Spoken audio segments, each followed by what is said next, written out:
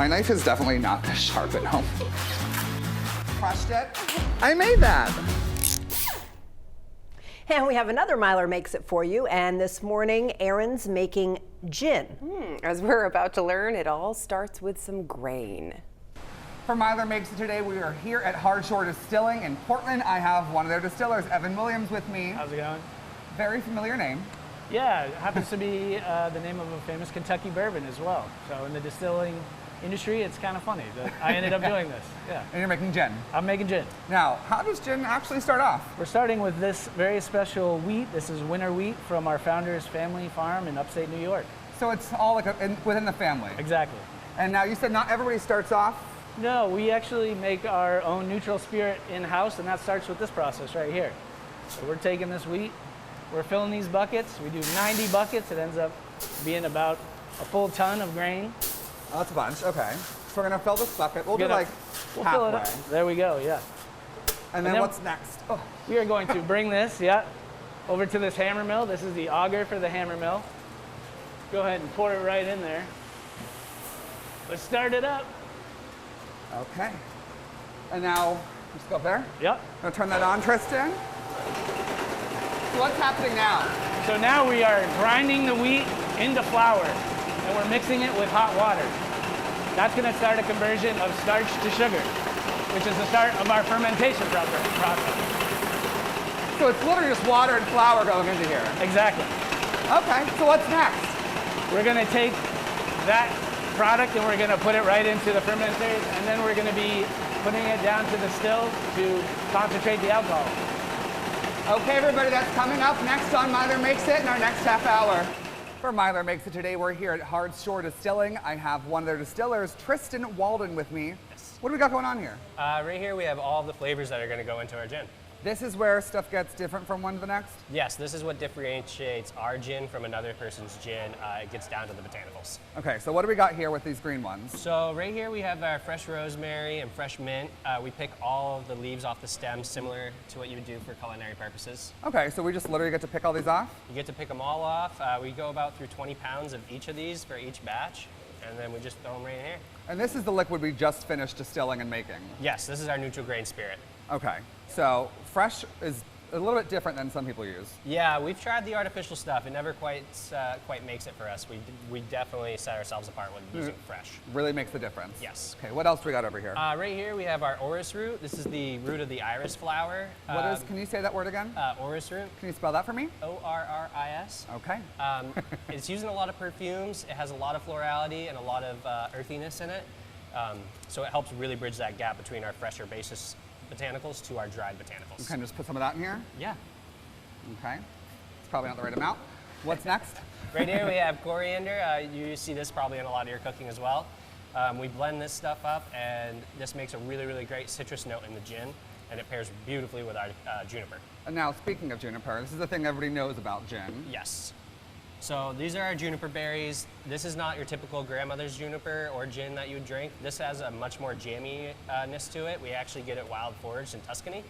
We went through about 13 different times before we landed on this being the one. These smell like a berry. Yes, they smell like a berry. They are actually deceiving. They're actually a seed. They look like a berry for animals to pick up and spread their seed. Oh, okay. Yes. Well, okay, so now we have all this in here. Well, we'll keep going with this. But what do we do next afterwards? After we let it steep like a tea for a few days, we're gonna distill it one last time, and then we'll have it ready to be bottled. Okay, well, we're gonna take this, all the different herbs we got. Luckily, these don't smell like the whole barbershops and Christmas trees concept, and then we're gonna bottle it next, right? Yes, sounds great. That's coming up in our next half hour on Myler Makes It. We're still here at Hardshore Distilling for Myler Makes It today. I have distiller Tristan Walden with me. Yes. Now what are we doing? I think we all know. We're about to bottle up the gin and get it ready to be sold out the door. And we're still in the same building. We're still in the same building. Everything is grain to glass here. Grain to glass, like farm to table, Yeah, I guess you could say like that. but for gin. For gin, yeah. Okay, so we've rinsed the bottles. Now what do we got over here with this thing? This guy is gonna be filling our bottles up, and then we're gonna weigh them out. So just slide them on here. Okay.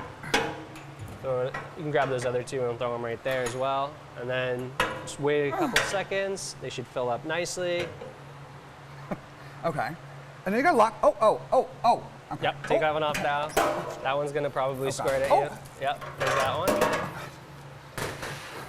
You want to be adding more on while you're doing this too. Nope. Okay, those are slowed down. Yep. Sometimes it. That's not full enough. Yeah, we'll fill them up on the backside. Yeah. Okay, Just so put them this up is very there. quick. Yeah. Just fill it up a little bit. There you go. I hope none of you gets these bottles. Ooh. Okay, so now how do you make sure you have the right amount, because I did not fill these properly? Okay, so we will weigh them out, make sure that there's Okay. 750 milliliters in each. So we'll check to make sure I didn't mess these up. Yep. What number are we looking for? 1215. Okay, so if we need a little bit more, you just fill it up? Just a little bit more. little extra gin. You're almost there. There you go. Okay, perfect number. Wow. Perfect. Did you hear that? Now, we got the toppers. You're gonna cap it. Okay, so we literally just, Yeah, make sure it's down there. You I'm don't used want to leaky taking it gin. out, not putting it in for the gin. Usually like just at home. Yeah, right. The little thing you, Yep. Want to make sure it's safe to transport. oh, these are trickier than you think. There they are. You're gonna take the heat gun. You're gonna give that a little heat. Do we trust me with this thing? I hope. I hope. Oh, okay, that's fun. Yeah. Get the top a little bit and The then top? smush that down. Just like with your hand? Yep. Oh, it's not hot, okay. Yep. Maybe just that Oh. bottom edge right there a little bit. Get it so it's sucked in. Oh, okay. There you go. Oh, so it looks pretty at the store. Now, yeah. Now that looks pretty. And now, You're gonna go over to the labeler. okay. Put it right underneath that. Make sure it's all the way to the right. Okay. All right, and then hit that foot pedal.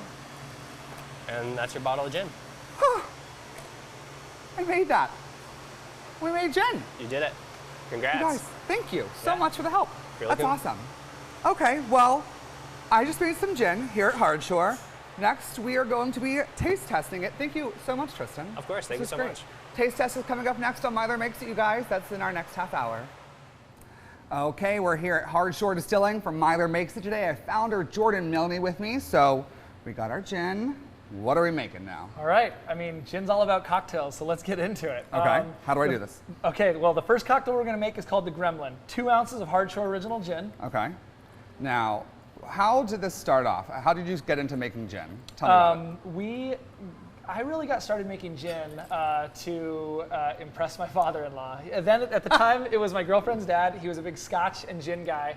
I'm not a big Scotch fan. I was more into bourbon, so I started making gins to take out 1 ounce of the jalapeno syrup. Yep, Okay. nice and a little spicy. Ooh. And then 1 ounce of lime juice. Okay. So I was taking the gin out on the weekends to kind of impress my girlfriend's dad, and I didn't really know when to stop. So now I have a gin distillery, and he does like the gin, and now he is my father-in-law. She is my wife. So It worked out. Yeah. It worked out. You have this place. Everything went well for you. I mean, yeah. Okay, so now to shake it. Yeah, give it a shake. So we have ice in here. I'm gonna do a little tagine rim. Oh, okay. I can never get these open. There you go. Use those muscles. There you go. Gotta make a mess of the place. Strain that in there. So this cocktail has a little bit of sweetness, a little bit of zest, and this really nice subtle Ooh. jalapeno heat. And a great green color. It's not a gin and tonic. No, not at all. But you have gin and tonics. We do, absolutely. Yeah, it's a great, That's great a drink. very good drink. Yeah, that's a Hardshore original. It's awesome. But it's also not too hot. We don't really want it to be comically spicy. We want those vegetal nature of the jalapenos to really breathe through the drink. That's That's very good. It's one of my favorites. I like it a lot. We've got another little something for you here. This cocktail uses our North Oak barrel rested gin. So barrel rested gin is kind of unique. You're really just putting gin into we use new oak American casks. We age it for between 3 and 6 months. Okay. Adds these really beautiful oak hues and tones into the gin. It's like no other gin you have ever had, and it's fantastic in cocktails. So the cocktail I've chosen for you today is a daiquiri. So this is using Hardshore North Oak barrel rested gin. Demerara syrup, which is a simple syrup made with Demerara sugar, a little Okay. molasses in there, and then fresh lime juice. And this is like summertime in a glass. That sounds awesome. You're gonna love this. Now with like these gins, how long did it take you to like figure out how to really develop that flavor? So making great gin is really about finding harmony between all the botanicals. And so this was about a 4-year project to really find the proportions so that these botanicals could speak to each other in a harmonic way. And so yeah, great gin is about balance, and patience. These drinks are also very balanced. That's the goal. I'm not a bartender. These drinks are created by my team. I'm a gin maker. But you guys have all like really, you got the right people. You knew what you were doing with the gin. They clearly know what this is very good. I'm really glad you enjoy it. Ooh, I like that more than I thought I would. Okay, now I see on the back of that label it says bourbon, not gin. So your father-in-law? This is this is a project that we started about 3 months after we opened Hardshore. We knew we were going to be a gin company, but I'm a bourbon guy at heart. So I made you a little cocktail using our brand new Shorebird small batch bourbon. This is a 4-year-old bourbon, made here from grain grown by my family farm. This is a 4-grain, so it's corn, wheat, a little bit of rye, and malted barley. And again, it's really, really smooth. Really, oh, there's nothing in that one. It's this one. Yeah, I mean, that might help. This is called the Jack Rose. So Ooh. this is a little bit of grenadine, a little bit of fresh lemon juice, and then our 4-year-old small batch Shorebird bourbon. Super summery, fantastic bourbon cocktail when the weather's nice. Fantastic bourbon cocktail when the weather's not nice. But it's weird because it feels, yeah, summery, but usually bourbon cocktails don't feel summery. Well, You guys figured it out. when in Maine. We need to brand that. One in Maine, not one in Rome. We need a t-shirt. I'm gonna put that on the back of these. Done. Okay, so last question. What's next? So, Hardshore is not really the type of distillery to create a new product every year. We really focus on doing what we do very, very well and very, very deliberately. One of our key guiding principles at Hardshore is to do fewer things better. So I think we've got all that we can handle right now. So You've done it. thank you very much. Yeah, I can say you've done it. This is all that's on the horizon. I mean, we continue to make sure that we're putting out the best products possible that are creative and that like nobody else is really making. So that's what's on Hardshore's plate. Well, thank you for having me. Thanks so much for coming. Jordan Milne, Aaron Myler, Myler Makes It, Hardshore Distilling. We're here. I will see you guys in the next one. Maybe at some point we'll come back and make some bourbon. You're more than welcome. For now, I'm just gonna take these and we're gonna head out. It's okay, we have more. See you guys.